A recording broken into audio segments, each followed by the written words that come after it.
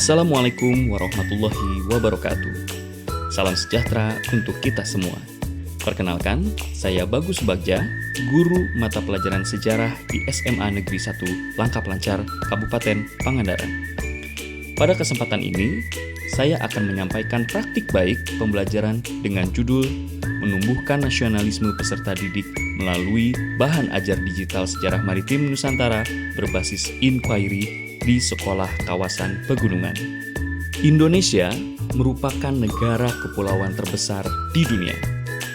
Laut bukan hanya menjadi pemisah antar pulau, tetapi juga penghubung peradaban Nusantara sejak masa lampau.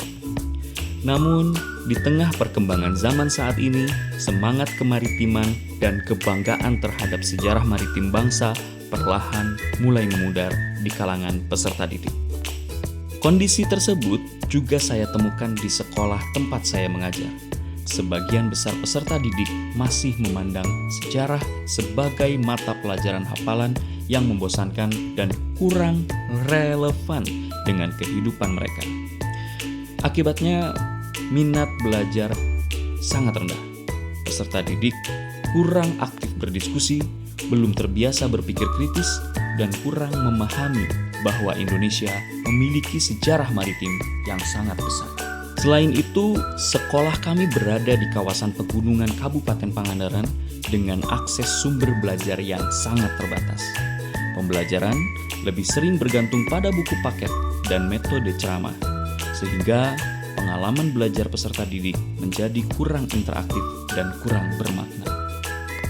Berangkat dari kondisi tersebut, saya berupaya menghadirkan pembelajaran sejarah yang lebih inovatif melalui pengembangan bahan ajar digital sejarah maritim Nusantara yang berbasis model pembelajaran inquiry pada peserta didik kelas 10 Fasil E dengan tema Masa Keemasan Maritim Nusantara. Tujuan dari praktik baik ini bukan hanya meningkatkan pemahaman peserta didik terhadap materi sejarah, tetapi juga menumbuhkan nasionalisme, rasa bangga terhadap bangsa, kemampuan berpikir kritis, kolaborasi, serta literasi digital peserta didik. Dalam pelaksanaannya, saya menggunakan berbagai media pembelajaran digital seperti infografis, video pembelajaran, simulasi interaktif, artikel sejarah, virtual tour, kuis digital, hingga pustaka digital sejarah maritim yang dapat diakses melalui telepon genggam para peserta didik. Melalui media digital tersebut, pembelajaran menjadi lebih menarik, fleksibel, dan lebih dekat dengan karakter belajar generasi saat ini.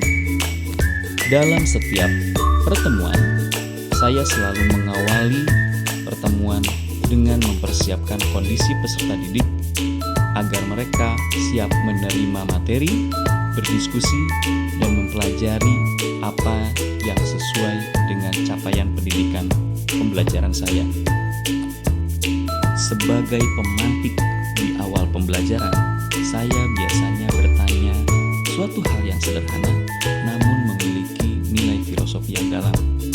Misalnya, apa yang terbayang ketika mendengar lagu Nenek Moyangku Seorang Pelaut? Pertanyaan sederhana ini ternyata mampu membangun rasa ingin tahu para peserta didik. Selanjutnya, mereka mengamati infografis mengenai migrasi bangsa Austronesia, jalur pelayaran nenek moyang Nusantara, hubungan Nusantara dengan Madagaskar, hingga penyebaran Laut Nusantara ke Pasifik dan Hawaii. Sebagai pemantik di awal pembelajaran, saya selalu memulai dengan pertanyaan yang sederhana, namun memiliki nilai filosofi yang dalam. Misalnya, apa yang terbayang ketika mendengar lagu Nenek Moyangku Seorang Pelaut? Pertanyaan ini sederhana, namun membangun rasa ingin tahu para peserta didik. Selanjutnya, mereka akan mengamati banyak infografis yang tersedia dalam aplikasi Sejarah Maritim Nusantara. Para peserta didik kemudian dibagi ke dalam beberapa kelompok untuk berdiskusi, mencari informasi, menganalisis sumber, dan mempresentasikan hasil kajian mereka. Dalam proses ini, mereka memulai menyadari bahwa nenek moyang bangsa Indonesia merupakan para pelaut hebat yang telah menjelajahi samudera luas jauh sebelum berkembangnya teknologi modern. Dalam aplikasi ini, banyak sekali tema yang sangat menarik. Di antaranya, para pelaut Nusantara pertama adalah para pengarung samudera pertama di dunia. Lalu disediakan juga informasi-informasi mengenai kapal laut legendaris Indonesia, yakni kapal Jum.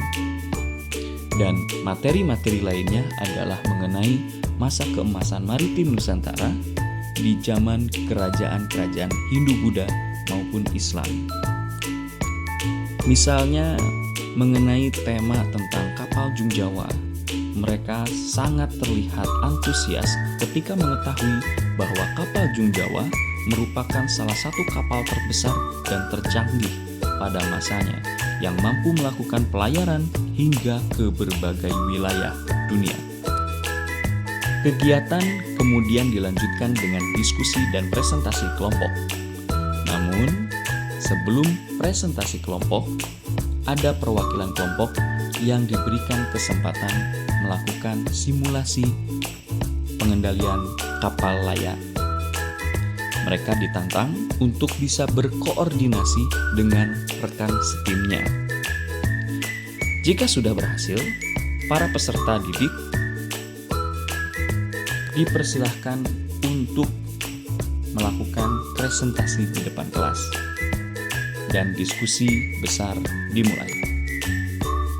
Melalui kegiatan pembelajaran ini, peserta didik tidak hanya memahami sejarah secara teoritis, tetapi juga belajar berpikir kritis, bekerja sama, berkomunikasi, dan menyampaikan gagasan secara kreatif. Pembelajaran sejarah harus mampu menghadirkan pengalaman belajar yang hidup dan bermakna.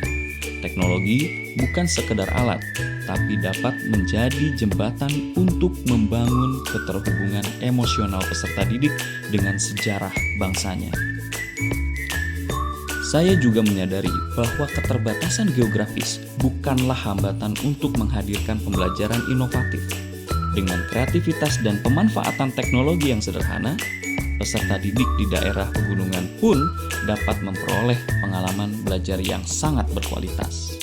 Melalui praktik baik ini, saya berharap pembelajaran sejarah tidak lagi dipandang sebagai pembelajaran hafalan semata, tetapi menjadi sarana untuk membangun nasionalisme, karakter, literasi, dan kesadaran peserta didik sebagai bagian dari bangsa maritim yang besar. Demikian praktik baik yang dapat saya sampaikan. Terima kasih atas perhatian Anda semua. Wassalamualaikum warahmatullahi wabarakatuh.